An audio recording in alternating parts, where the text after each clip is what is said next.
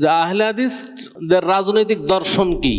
আহলে হাদিসরা কি রাজনীতি মুক্ত না রাজনীতি আছে আহলে হাদিসদের? আচ্ছা, আহলে হাদিস আন্দোলন বাংলাদেশ আহলে হাদিস যুব সংঘ কোন রাজনৈতিক সংগঠন না অরাজনৈতিক সংগঠন? কেউ তো দিতে পারবেন। রাসূল সাল্লাল্লাহু আলাইহি ওয়াসাল্লাম সাহাবায়ে কেরামকে রাজনীতি করেননি? রাজনীতি করেছেন। রাসূল সাল্লাল্লাহু আলাইহি ওয়াসাল্লাম নিজেও রাজনীতি করেছেন, সাহাবায়ে কেরামও রাজনীতি করেছেন। তাদের রাজনীতি কি ছিল? আপনার কে বলতে পারবেন ইসলামী খেলাফতটা কি? আসসালামু আলাইকুম ওয়া রাহমাতুল্লাহি ওয়া বারাকাতুহু।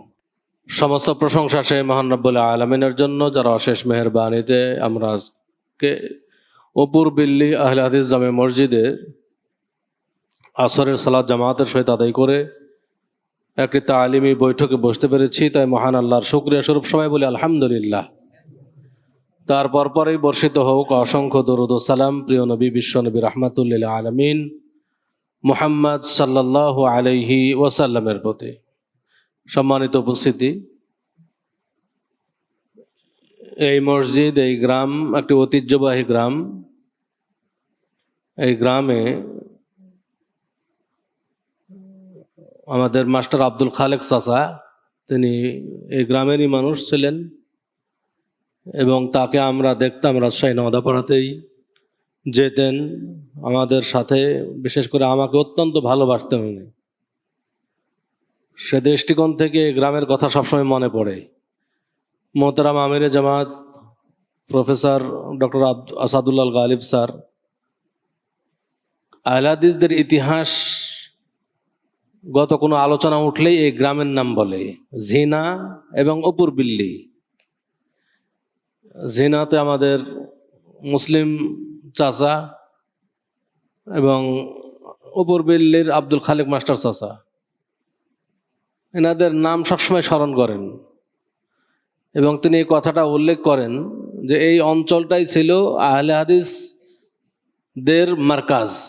এখন তো নওদাপাড়া মার্কাজ তৈরি হয়েছে, তার আগে এই উপর বিল্লি, ঝিনা এগুলোই ছিল মার্কাজ। তাহলে এক সময়, এখন তো এখনো আসতে আমাদের কষ্ট হচ্ছে, এই রাস্তাগুলো এখনো কাঁচা। এই জামানায় কাঁচা রাস্তা থাকা উচিত না, তারপরেও রাস্তা এখনো পাকা হয়নি। তাহলে এখনো যেখানে রাস্তা পাকা হয়নি ওই জামানায় তাহলে এই রাস্তাগুলো কেমন ছিল? যখন কেউ বাহির থেকে এসেছে এখানে, তখন কত কষ্ট করে এই জায়গায় পৌঁছতে হয়েছে, তাই এখন উপলব্ধি করা যাচ্ছে আর কি। তো এক সময় এই অঞ্চল থেকে আহলে হাদিসের দাওয়াত সারা দেশেই ছড়েছে, কিন্তু বর্তমানে আপনাদের মধ্যে কি দাওয়াতি কার্যক্রম আছে কি নাই, এটা আপনারা হয়তো নিজেদেরকে প্রশ্ন করলে বলতে পারবেন। আহলে হাদিসদের ঐতিহ্যবাহী গ্রাম, এই গ্রামে এখনও আহলে হাদিসদের মার্কাজ হিসেবে এলাকাগুলোকে গ্রহণ করা থাকা দরকার ছিল এবং এই এলাকাগুলো থেকে এখনও আহলে হাদিস দাওয়াত চারিদিকে ছড়িয়ে দেওয়া দরকার ছিল। কতটুকু আছে সেটা আপনারাই বলতে পারবেন। আমরা যেন আহলে হাদিসদের চেতনা শূন্য আহলে হাদিস না হই। বর্তমানে আহলে হাদিস হয়ে গেছি চেতনা শূন্য। আহলে হাদিসদের চেতনা ভুলে গেছে। আহলে হাদিসদের মধ্যে বিভিন্ন শিরিক বিদআত ঢুকে পড়েছে, এগুলো যেন না হয়।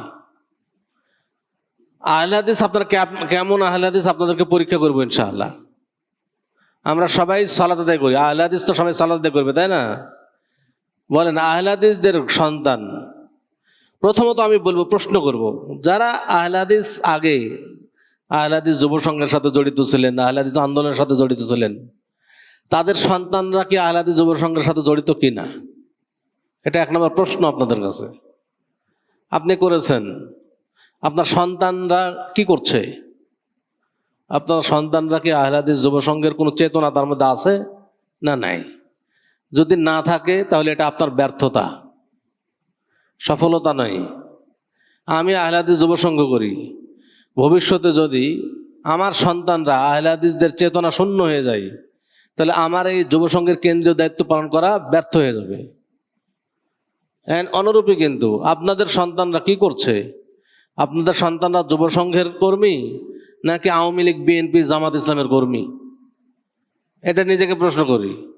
আজকে আহলে হাদিস অঞ্চলগুলোর অধিকাংশ জায়গায় দেখা যাচ্ছে যে আহলে হাদিসদের সন্তানরাই আহলে হাদিসদের সন্তানরা তারা কেউ আওয়ামী লীগ করে, কেউ বিএনপি করে, কেউ জামাতে ইসলাম করে। হ্যাঁ, তাহলে আহলে হাদিস ঘরের সন্তান কেন বিএনপি করবে, কেন আওয়ামী লীগ করবে, কেন গণতন্ত্রকে সাপোর্ট করবে? এটা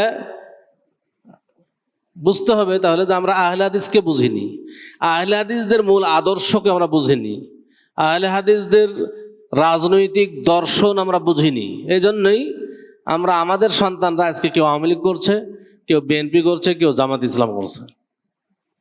সম্মানিত উপস্থিতি, আরেকটা প্রশ্ন আপনাদের কাছে, যে আহলে হাদিসদের রাজনৈতিক দর্শন কি, এটা কি আপনাদের জানা আছে? আহলে হাদিসদের রাজনৈতিক দর্শন, আহলে হাদিসরা কি রাজনীতি মুক্ত না রাজনীতি আছে আহলে হাদিসদের?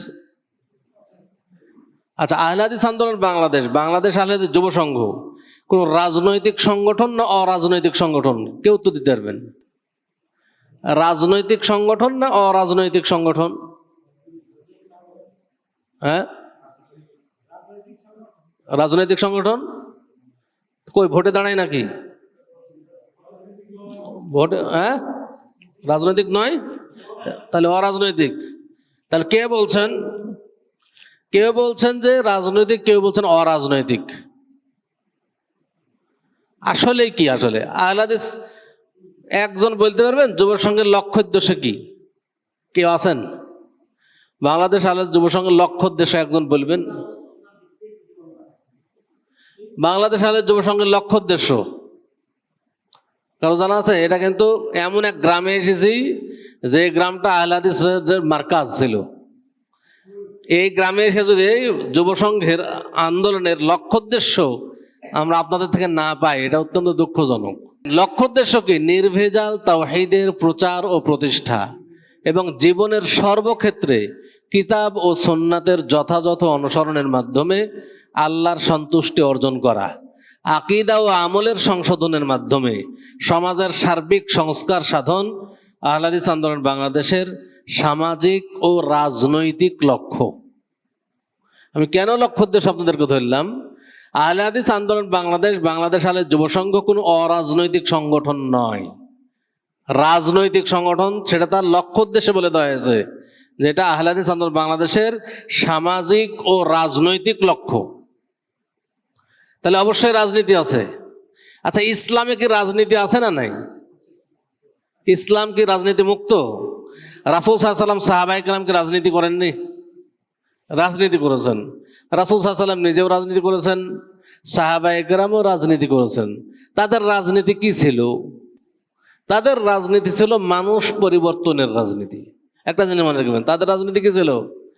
মানুষ পরিবর্তনের রাজনীতি। তারা ক্ষমতা দখলের রাজনীতি করেননি। রাসূল সাল্লাল্লাহু আলাইহি ওয়াসাল্লাম কখনোই ক্ষমতা দখলের রাজনীতি করেননি। তার রাজনীতি কি ছিল? মানুষ চেঞ্জ হলে নেতা চেঞ্জ হবে, মানুষ চেঞ্জ না হইলে কখনোই দেশের নেতৃত্ব পরিবর্তন হবে না। এটাই ছিল তার মূলনীতি। এজন্য রাসূল সাল্লাল্লাহু আলাইহি ওয়াসাল্লামকে যখন দাওয়াতি কাজ শুরু করলেন রাসূল সাল্লাল্লাহু আলাইহি ওয়াসাল্লাম, তখন মক্কার কুরাইশ কাফেররা কাবা চত্বরে সবাই একত্রিত হলো। 14 জন নেতা এক জায়গায় হয়ে তারা একটা পরামর্শ বৈঠক করলো যে কিভাবে মুহাম্মাদের দাওয়াত বন্ধ করা যায়। তো তারা কি করলো? প্রস্তাব পেশ করলো সবার সম্মতিক্রমে। রাসূলুল্লাহ সাল্লাল্লাহু আলাইহি ওয়াসাল্লামকে এসে বললো যে, হে মুহাম্মদ, তুমি তোমার দাওয়াত বন্ধ করো। যদি তুমি ক্ষমতা চাও তাই তোমাকে ক্ষমতায় বসায় দিই, তুমি চালাও, কিন্তু তুমি দাওয়াত দিও না। 2 নাম্বার, যদি তুমি সম্পদ চাও তো তোমার জন্য সম্পদ আমরা জমা করবো, তুমি সবচেয়ে বড় ধনী মানুষ হয়ে যাবে। 3 নাম্বার, তুমি যদি সুন্দর নারী চাও তাহলে সবচেয়ে সুন্দরী নারীর সাথে তোমাকে বিবাহ দেওয়া হবে। রাসূলুল্লাহ সাল্লাল্লাহু আলাইহি ওয়াসাল্লাম 3টার কোনোটা কি গ্রহণ করেছিলেন? গ্রহণ করেননি। তিনি চাইলে কি ক্ষমতা দখল করতে পারতেন না? পারতেন। তিনি চাইলে তখন মনে করতে পারেন যে ক্ষমতা তো দিতে চাইছে, তার ক্ষমতায় বসি, ক্ষমতায় বসে আমরা কি করব? দেশে ইসলাম কায়েম করব, এটা মনে করতে পারতেন। কিন্তু তিনি নিলেন না কেন? কারণ দেশের মানুষ পরিবর্তন হয়নি। ক্ষমতায় বসে মানুষের উপর জোর করে কিছু চাপায় দিলে মানুষ কি সহজে গ্রহণ করবে? করবে না। মানুষ পরিবর্তন আগে করতে হবে। একজন চোর যখন যতদিন পর্যন্ত জানবে না যে চুরি করা মহাপাপ, চুরি করলে জাহান্নামে যেতে হবে, এটা যতক্ষণ পর্যন্ত তার অন্তরে না ঢুকবে ততক্ষণ পর্যন্ত আপনি পুলিশ দিয়ে চুরি বন্ধ করতে পারবেন না। একজন নেশা খায়, গাঞ্জা খায়, হেরোইন খায়, যতদিন পর্যন্ত ওর গিয়ার চেঞ্জ না করবেন, যতদিন পর্যন্ত ও যেটা বিশ্বাস করে, ও যেটার উপর আসক্ত, সেই আসক্তিটা ফিরাইতে না পারবেন ততদিন পর্যন্ত আপনি তাকে সেটা বন্ধ করতে পারবেন না। একটা গাড়ি চলছে সামনের দিকে, সামনের গিয়ারে, আপনি যদি ওই গাড়িটাকে পেছন দিকে নিয়ে আসতে চান, তো গিয়ার চেঞ্জ না করে যদি মনে করেন জোর করে ঠেলে নিয়ে যাবো, হবে? যে সামনের গিয়ার দেওয়া আছে, আপনি জোর করে ঠেলে পিছনে নিয়ে আসবেন, তাহলে তো অ্যাক্সিডেন্ট হবে। ওটা কি করতে হবে? কৌশলে তার গিয়ারটা চেঞ্জ করতে হবে, সামনের গিয়ার থেকে পেছনের গিয়ার দিতে হবে, তাহলে গাড়ি নিজেই পিছনের দিকে আসবে, গাড়িকে ঠেলে নিয়ে আসতে হবে না। প্রত্যেকটা জিনিসই তাই। ওমর ইবনুল খাত্তাব রাদিয়াল্লাহু তাআলা আনহু যখন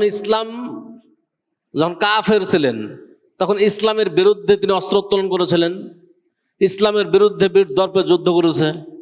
ওই লোকটাই, যেই লোকটা ইসলামের বিরুদ্ধে অস্ত্র উত্তোলন করলো, ওই একই লোক যখন ইসলাম কবুল করলো, তার মাইন্ড চেঞ্জ হয়ে গেল, তার অস্ত্রটা ইসলামের পক্ষে কাজ করলো। এজন্য মানুষ পরিবর্তনের রাজনীতি হচ্ছে সবচেয়ে বড় রাজনীতি। মানুষ পরিবর্তন করতে হবে। যখন মানুষ পরিবর্তন হয়ে যাবে তখন রাষ্ট্র নেতা পরিবর্তন হয়ে যাবে। যতদিন মানুষ পরিবর্তন না হবে, যতই আপনি স্লোগান দিই দুনিয়ার মুসলিম এক খাও, হ্যাঁ, আল কোরআনের আলো ঘরে ঘরে জালো, যতই স্লোগান দিই, এই স্লোগানে কোনো কাজ হবে না যতদিন পর্যন্ত মানুষ চেঞ্জ না হবে।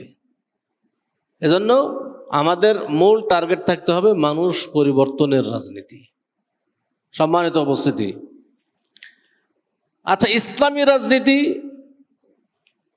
যেটা ক্ষমতা, রাষ্ট্র তো পরিবর্তন করতে হবে, রাষ্ট্রে একটা ক্ষমতা, নির্বাচন, একটা নেতা নির্ধারণ করতে হবে।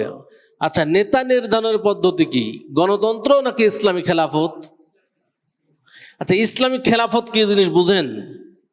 আপনার কে বলতে পারবেন ইসলামী খেলাফতটা কি?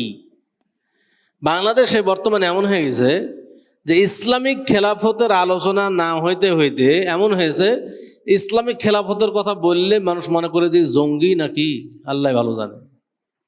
মানে ইসলামিক খেলাফত, অথচ ইসলামিক খেলাফতের কথা কোরআনে আছে, হাদিসে আছে। ইসলামিক খেলাফত যে আসবে এটা হাদিসে স্পষ্ট ভাষায় ঘোষণা দেওয়া আছে, কিন্তু মানুষের মাঝে ইসলামিক খেলাফতের কোনো আলোচনা নাই। এই জন্য ইসলামিক খেলাফতটা মানুষ বুঝেই না, সবাই গণতন্ত্র নিয়ে ব্যস্ত। আচ্ছা বলেন, গণতন্ত্র কি কোন মুসলিমদের তৈরি করা তন্ত্র? গণতন্ত্রে বিশ্বাস করা মানে কাফেরদের তৈরি তন্ত্রে বিশ্বাস করা। গণতন্ত্রে জনগণই সার্বভৌম ক্ষমতার উৎস। আচ্ছা বলেন তো, একজন মুসলিম হিসেবে জনগণ সার্বভৌম ক্ষমতার মালিক হবে না আল্লাহ সার্বভৌম ক্ষমতার মালিক? এটা আপনি বিবেক দিয়ে চিন্তা করেন। কিন্তু কি হচ্ছে, বলছে গণতন্ত্রে বলছে জনগণই যার সার্বক্ষমতার মালিক, অধিকাংশের রায় চূড়ান্ত। এটা গণতন্ত্রের থিওরি, অধিকাংশের রায় চূড়ান্ত।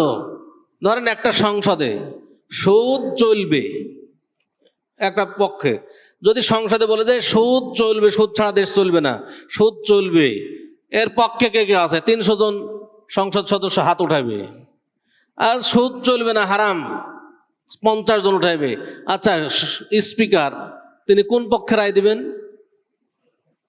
বেশি সুদের পক্ষে রায় দিবেন, কারণ 300 জন একদিকে আর মাত্র 50 জন মিসকিন আরেক দিকে, তো 300 জনের পক্ষে রায় দিবে। এটা হলো গণতন্ত্র। আর ইসলামী খেলাফত কি? যদি 350 সংসদ সদস্য সুদের পক্ষে রায় দেয় আর ইসলামে কোরআন হাদিস সুদের বিপক্ষে আছে, অতএব সুদ হারাম এইটাই চূড়ান্ত হবে। এটাই হলো ইসলামী খেলাফত। আল্লাহর বিধানই চূড়ান্ত। ইসলামী খেলাফতে আল্লাহর বিধানই চূড়ান্ত। সব মানুষ যদি একদিকে চলে যায় আর আল্লাহর বিধান যদি আরেকটা বলে, তা আল্লাহর বিধানই চূড়ান্ত হবে, মানুষের কথা ঠিক হবে না। বোঝা গেছে? আমাদের বিষয়গুলো বুঝতে হবে। আমরা না বোঝার কারণে কি আজকে বিশেষ করে আহলে হাদিস সমাজগুলো এই গণতন্ত্রের পেছনে ছুটতে গিয়ে আহলে হাদিসদের চেতনা হারিয়ে ফেলেছে। আহলে হাদিস যুবকরাই গণতন্ত্রের পেছনে দৌড় দিচ্ছে, এটা না বোঝার কারণে। আজকে আচ্ছা বলেন, গণতন্ত্র যে ইসলামে আসবে, মানে সামনে যে গণতন্ত্র মানে বাদ যে ইসলামী খেলাফত আসবে, এই ব্যাপারে কারো দলিল জানা আছে? কে বলতে পারবেন দলিল? ইসলামী খেলাফত কায়েম হবে কি হবে না? হবে। গণতন্ত্রের কথা কি কোরআন হাদিসে আছে? গণতন্ত্রের কথা কোরআনেও নাই, হাদিসেও নাই, কিছুতেই নাই। কিন্তু ইসলামী খেলাফতের কথা কোরআনেও আছে, হাদিসেও আছে। দেখেন একটা হাদিস আপনাদের মনে রাখবেন, হাদিসটা মনে রাখা দরকার। রাসূল সাল্লাল্লাহু আলাইহি সাল্লাম বলছেন, কার কথা? রাসূলের কথা। রাসূলের কথা মানে আল্লাহর ওহী। রাসূলের প্রত্যেকটি কথা আল্লাহর ওহী, ভুল হওয়ার কোনো সম্ভাবনা নাই। রাসূল সাল্লাল্লাহু আলাইহি সাল্লাম বলছেন যে পৃথিবীতে সর্বপ্রথম শাসন শুরু হয়েছে নবীদের মাধ্যমে। আল্লাহ তাআলা বিভিন্ন নবীকে সিলেকশন দিয়েছেন, মনোনীত করেছেন যে অমুক নবী, এই নবীদের মাধ্যমে বিশ্বের শাসন কাজ পরিচালনা করেছেন। রাসূল সাল্লাল্লাহু আলাইহি সাল্লাম বলছেন আল্লাহ যতদিন চান নবুয়তি পদ্ধতি রাখবেন, তারপর উঠিয়ে নেবেন। তো নবীর সিস্টেমটা, নবুয়তি পদ্ধতি উঠে গেছে নবী মুহাম্মদ সাল্লাল্লাহু আলাইহি সাল্লামের মাধ্যমেই। এরপর আর নবী আসবে না। আল্লাহ রাসূল বলছেন লা নাবিয়্যা বাদি, আমার পর আর কোনো নবী আসবে না, নবুয়তি পদ্ধতি শেষ। এবার রাসূল সাল্লাল্লাহু আলাইহি সাল্লাম বলছেন যখন আল্লাহ চাইবেন নবুয়তি পদ্ধতি উঠিয়ে নেবেন, তারপর তোমাদের মধ্যে আসবে সুম্মা তাকুনু খিলাফাতান আলা মিনহাজিন নবুওয়াহ, নবুয়তি পদ্ধতি শেষ হওয়ার পরে তোমাদের মাঝে আসবে খেলাফত পদ্ধতি। আলা মিনহাজিন নবুওয়াহ, নবুয়তি পদ্ধতিতে খেলাফত আসবে। নবুয়তি পদ্ধতি বলতে কি বোঝায়? হাদিসে বলছেন আল্লাহ রাসূল যে নবুয়তি পদ্ধতি চলে যাওয়ার পরে নবুয়তি পদ্ধতিতে খেলাফত আসবে। নবুয়তি পদ্ধতি মানে সিলেকশন পদ্ধতি, ইলেকশন পদ্ধতি না। নবুয়তি পদ্ধতি মানে কি? সিলেকশন পদ্ধতি মানে কি? সিলেকশন, মনোনীত করা। কাউকে কেউ ভোট চাইবে না যে আমাকে নবী বানাও, আমাকে খলিফা বানাও। নবীরা কোনো নবী কি ভোট চেয়েছিল যে আমাকে নবী বানানো হোক? আল্লাহ মনোনীত করেছেন, সিলেকশন করেছেন।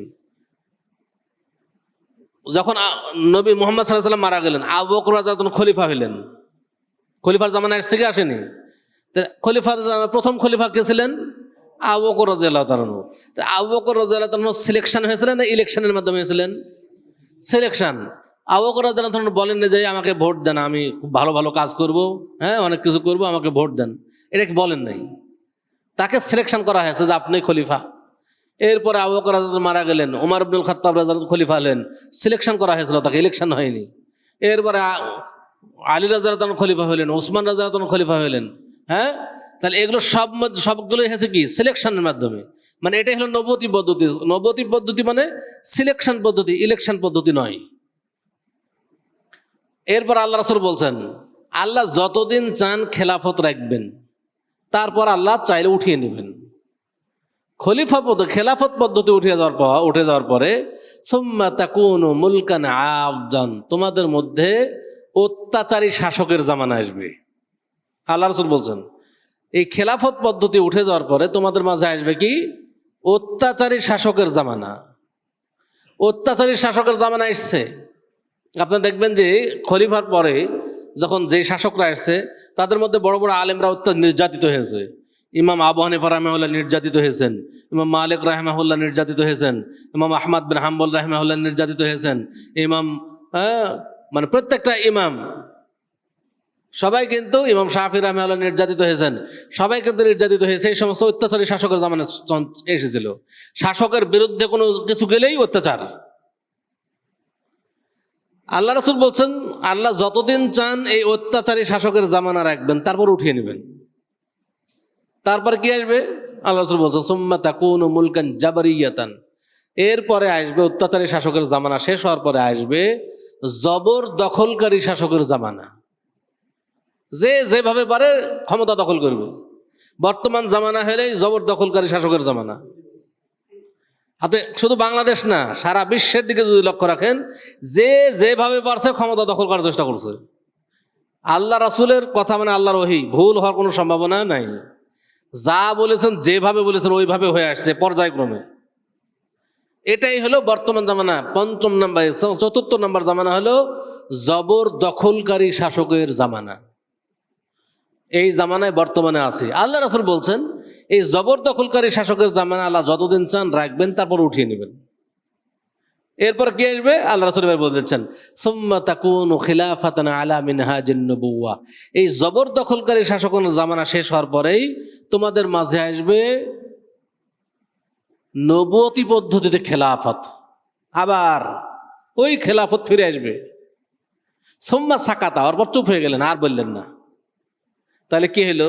হাদিস কিন্তু এটা আমি শুধুমাত্র অনুবাদক, আমি অনুবাদক মাত্র, আল্লাহ রাসূলের হাদিস। তাহলে এই জামানার পরে খেলাফত আসবে, এটা আল্লাহ রাসূল বলছেন, এবং নবুয়তি পদ্ধতি আসবে, মানে কি আবার সিলেকশন পদ্ধতিতে খেলাফত হবে। খেলাফত আসার পরে খলিফাদের মাধ্যমেই এরপরে কিন্তু কিয়ামত হবে, এরপরে আর যুগ চেঞ্জ হবে না, মানে শেষ জামানায় খেলাফত কায়েম হবে এবং এরপরেই কিয়ামত হবে। এই জন্য আল্লাহ রাসূল সাল্লাল্লাহু আলাইহি ওয়াসাল্লাম আর বললেন না, এই খেলাফত বলে চুপ হয়ে গেলেন।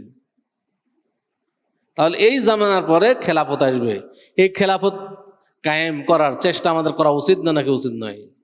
আজকে দেখেন বাংলাদেশে আমরা যদি মুসলিমরা সবাই খেলাফতের কথা বলতাম, তাহলে মানুষের মধ্যে কমপক্ষে খেলাফতটা বুঝতো। আজকে যারা ইসলামী দল করছে, আজকে যারা ইসলামী দলের নামে যারা মানে নির্বাচন করছে, তারা খেলাফতের কথা একবারও মুখ দিয়ে উচ্চারণ করে না। আমরা যখন অন্তর্বর্তীকালীন সরকার, যখন আমরা ডক্টর ইউনূস দাওয়াত পৌঁছাইলাম, খেলাফতের কথা বলছি, তখন তিনি বলছেন যে কই আপনারা তো খেলাফতের কথা বলছেন, কিন্তু আমাদের সাথেও তো অনেক ইসলামিক দল আছে, তারা তো কোনোদিন খেলাফতের কথা বলে না। তো জামাতে ইসলামের নায়েব আমির একবার আসলো এর আগে, আপনাদের এমপি সাহেব আমাদের এখানে আসলেন, ওনাকে আমরা বললাম যে আমাদেরকে কেন ডক্টর ইউনূসের থেকে এই কথা শুনতে হইল যে আমাদের সাথে তো অনেক ইসলামিক দল আছে, তারা তো কোনোদিন খেলাফতের কথা বলল না, আপনারা কেন বললেন না? আপনাদেরও তো আগে বলা দরকার ছিল। এর কোনো সদুত্তর আমরা পাইনি। আমরা একই কথা, জামাত ইসলামের আমির আসছিলেন অল্প কিছুদিন আগে, আমরা একই কথা তার কাছে বলেছি, আপনারা কি খেলাফত চান না? তো হ্যাঁ চাই। কিভাবে চান, কখন চান? আমরা আগে ক্ষমতা দখল করে দেখবো ইনশাল্লাহ, মানে ক্ষমতা দখলের পরে খেলাফত কায়েমের চেষ্টা করবে। আচ্ছা, যারা ক্ষমতা দখল করে খেলাফতের চেষ্টা করছে, তারা 21শে ফেব্রুয়ারিতে শহীদ মিনারে ফুল দেওয়া যাবে না এই কথাটাই বলতে পারেনি, এই সামান্য একটা কথা বলতে পারেনি যে 21শে ফেব্রুয়ারিতে শহীদ মিনারে ফুল দেওয়া শিরক, এটা দেওয়া যাবে না, এই সামান্য কথাটাই বলতে পারেনি, আর বলে খেলাফত কায়েম করবে। অত সহজ নাকি? খেলাফত কায়েম করার জন্য আপোষহীন মন মানসিকতা লাগবে। আপোষহীন, কেউ চায় না গণতন্ত্র। এখন বর্তমানে কি অধিকাংশ মানুষ খারাপ না ভালো? খারাপ মানুষ বেশি। খারাপ মানুষরা চাইবে যে তার নেতৃত্ব চলে যায়? কখনো চাইবে না। খেলাফত কায়েম হলে খারাপ মানুষদের নেতৃত্ব থাকবে? কোনোদিনই থাকবে না। তারা তো চাইবেই না। এখন আস্তে আস্তে আমাদের কি করতে হবে? মানুষ তৈরি করতে হবে। আজকে আস্তে আস্তে খেলাফত কায়েম হবে কখন, কিভাবে? দেখেন, খেলাফত কায়েম হবে কিভাবে, এটা একটা প্রশ্ন। এখন যেহেতু অনেকেই বলে আমাদেরকে, যারা বিশেষ করে রাজনৈতিকভাবে ক্ষমতায় যাওয়ার চেষ্টা করতেছে এবং ইসলামের নাম নিয়ে, তারা আমাদেরকে প্রশ্ন করে একটা। সে প্রশ্নটা কি? যে বাংলাদেশ তো গণতান্ত্রিক রাষ্ট্র, বাংলাদেশ গণতান্ত্রিক রাষ্ট্র, যে গণতান্ত্রিক রাষ্ট্রে নির্বাচন পদ্ধতি, একটা দেশের শাসক তৈরি হবে নির্বাচনের মাধ্যমে। তা আপনারা তো গণতন্ত্রকে বিশ্বাস করেন না, তার কিভাবে আপনি রাষ্ট্রের পরিবর্তন করবেন? এটা বলে। দেখেন, ইসলামিক খেলাফত কিভাবে কায়েম হবে, এটা আমাদেরকে ইহুদি খ্রিস্টানদের থেকে ধার করতে হবে না, বরং আল্লাহ দিয়ে দিয়েছেন। খেলাফত কায়েমের পদ্ধতি আল্লাহ কোরআনে দিয়েছেন, অন্য জায়গায় আমাদের যাওয়া দেবে না। কোরআনে আপনারা একটা কোরআনটা খুলবেন, দেখবেন সূরা নূর 24 নম্বর সূরা, সূরা নূর 24 নম্বর সূরা 55 নম্বর আয়াত, এটা পড়বেন ভালো করে। সূরা নূর 24 নম্বর সূরা 55 নম্বর আয়াত, আল্লাহ বলছেন ওয়া'আদাল্লাহুল্লাযীনা আমানু মিনকুম ওয়া আমিলুস সালিহাত। আল্লাহ ওয়াদা করেছেন তোমাদের জন্য। কাদের জন্য? তোমাদের মধ্যে যারা ঈমান এনেছে এবং সৎকর্মশীল, তাদের জন্য ওয়াদা করেছেন। কি ওয়াদা করেছেন? লায়াস্তাখলিফান্নাহুম ফিল আরদ, অবশ্যই আল্লাহ তাআলা তাদেরকে খেলাফত দান করবেন। কামাস্তাখলাফাল্লাযীনা মিন ক্বাবলিহিম, যেমন ভাবে তাদের পূর্ববর্তীদেরকে খেলাফত দান করেছিলেন। আল্লাহ তাকিদ করে বলছেন লায়াস্তাখলিফান্নাহুম, অবশ্যই তাদেরকে খেলাফত দিবেন, কামাস্তাখলাফাল্লাযিনা মিন ক্বাবলিহিম, যেমনভাবে তাদের পূর্ববর্তীদের খেলাফত দিয়েছিলেন। একবারে খেলাফত কথাটা উল্লেখ করে বলছেন আল্লাহ। তাহলে আমাদের করণীয় কি? কাদেরকে দিবেন খেলাফত? যারা ইমানদার সৎকর্মশীল। তাহলে আমাদের খেলাফত কায়েমের জন্য অধিকাংশ মানুষকে ইমানদার হইতে হবে, সৎকর্মশীল হতে হবে। এটা আমাদের দাওয়াতের মাধ্যমে মানুষের ইমান পরিষ্কার করতে হবে, আমল পরিষ্কার করতে হবে, অর্থাৎ শিরিক দূর করতে হবে মানুষ থেকে এবং বিদআত দূর করতে হবে। অধিকাংশ মানুষ যদি বাংলার শিরিক ছেড়ে দিয়ে তাওহীদপন্থী হয়, অধিকাংশ মানুষ যদি বিদআত ছেড়ে দিয়ে সুন্নাতপন্থী হয়, দেখবেন যে ইনশাআল্লাহ খেলাফত কায়েম হয়ে যাবে। এখন তাহলে আমাদের মূল কাজ হলো দাওয়াতি কাজের মাধ্যমে মানুষের আকীদা আমল চেঞ্জ করা। মানুষের আকীদা আমল যদি সংশোধন হয়ে যায়, দেখবেন খেলাফত কায়েম হয়ে যাবে ইনশাআল্লাহ। সম্মানিত উপস্থিতি, অতএব আমাদের খেলাফত কায়েমের চেষ্টা করতে হবে। এই থিমটা না বোঝার কারণেই আজকে আরেকভাবে একটা জবাব দেই আপনাদেরকে।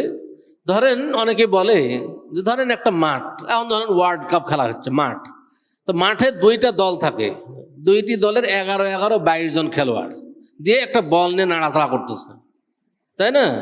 এখন 22 জন খেলোয়াড় মাঠের মধ্যে, এখন সবাই গোল দেওয়ার চেষ্টা করতেছে। একদল তার প্রতিপক্ষের জালে গোল ঢোকানোর চেষ্টা করতেছে। এখন যারা মাঠে লড়ছে তারাই তো গোল দিবে, তাই নাকি? তাহলে বলতেছেন যে বাংলাদেশের এই মাঠ হলো গণতান্ত্রিক মাঠ। এই মাঠে আপনি যদি গণতন্ত্রকে বিশ্বাস না করেন, তা আপনি মাঠের মধ্যেই তো ঢুকতে পারলেন না, গোল দিবেন কিভাবে? মাঠের মধ্যেই তো আপনি নাই। আর যারা গণতন্ত্রকে বিশ্বাস করছে তারা তো মাঠের মধ্যে আছে, কমপক্ষে তারাই তো গোল দিবে। আপনি তো মাঠেই ঢুকলেন না, গণতন্ত্রকে বিশ্বাস করলেন না, তো গোল দিবেন কি করে? এই প্রশ্ন আমাকে একদিন একজন করছে। তা আমি বললাম যে ভাই, গোল তো দিবেন, ঠিক আছে, জাযাকাল্লাহ খায়রান। আচ্ছা, মাঠে থাকলেন, গোল আপনি বল কি ঢুকাইলেই গোল হয়? বল ঢুকাইলেই খালি গোল বারে, হ্যাঁ, গোল পোস্টে গোল বল দিয়ে দিলেন আর মনে করেন গোল হয়ে যাবে, তা না। অফসাইডও আছে, ফাউলও আছে। ফাউল করে যদি গোল দেন আর অফসাইডে থেকে গোল দেন, তাহলে গোল হবে? গোল হবে না। অতএব আপনারা যারা এই মাঠের মধ্যে আছেন, সব ফাউল করছেন আর অফসাইড আছেন। মানে আপনার কোনো নিয়ম কানুনের মধ্যে নাই, কোরআন হাদিসের মধ্যেই তো নাই। যেই নিয়ম কানুন, একটা ফুটবল খেলার একটা রুলস আছে, আপনি রুলস যখনই আপনি অমান্য করবেন, তখন আপনার গোলই ধরা হবে না, গোলই তো হবে না। আমরা কি করতেছি? আমরা মাঠের খেলা সংশোধন, রুলস সংশোধন করার চেষ্টা করতেছি। মানুষ সবাই যদি সঠিক রুলসে খেলে, তখনই গোল দিলে গোল হবে। আপনারা যেগুলো ভুল করতেছেন, ভুলগুলো আগে মানুষ সংশোধন হোক, তাহলে আসল গোল হবে। ফাউল করে গোল দিয়ে লাভ নাই। বোঝা গেছে? অতএব আমরা এই বিষয়গুলো বোঝার চেষ্টা করবো ইনশাআল্লাহ। আল্লাহ তাআলা আমাদের সকলকে বোঝার তৌফিক দান করুন। আমরা যেন না বুঝেই যেন গণতন্ত্রের পিছনে না দৌড় দেই। গণতন্ত্রের পিছনে ছোটার কারণে কিন্তু আমাদের আহলে হাদিস যুব সমাজ আজকে আহলে হাদিসদের চেতনা শূন্য হয়ে গেছে। এটা যেন আমাদের মধ্যে থেকে না হয়। আল্লাহ তাআলা আমাদের সে কবুল করুন, আমিন। আসসালামু আলাইকুম ওয়া রাহমাতুল্লাহি ওয়া বারাকাতুহু। আহলে হাদিস আন্দোলন বাংলাদেশ।